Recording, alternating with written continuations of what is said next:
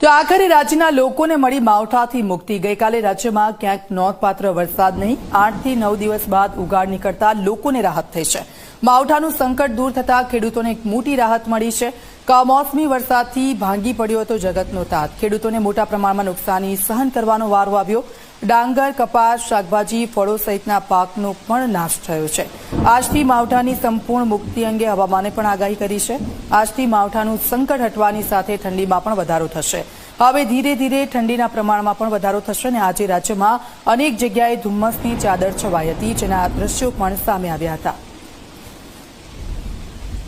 એક રાહતના સમાચાર, કારણ કે હવે માવઠાનું સંકટ નથી અને હવે ઠંડીની શરૂઆત થશે। ગઈકાલે રાજ્યમાં ક્યાંય નોંધપાત્ર વરસાદ નહીં અને હવે માવઠામાંથી મુક્તિ મળી છે। હવામાન વિભાગે આગાહી કરી છે અને આજથી માવઠાનું સંકટ હટ્યું એટલે ઠંડીમાં પણ વધારો થશે।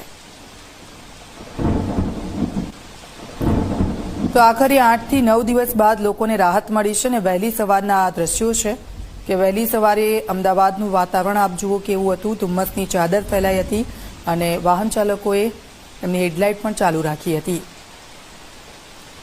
તો અમદાવાદ, છોટાઉદેપુર, અરવલ્લી, આ 4 દ્રશ્યો વહેલી સવારે જે વાતાવરણ અહીંયા જોવા મળ્યું, આહલાદક વાતાવરણ સાથે સાથે ધુમ્મસવાળું વાતાવરણ, માવઠાનું સંકટ હવે હટ્યું।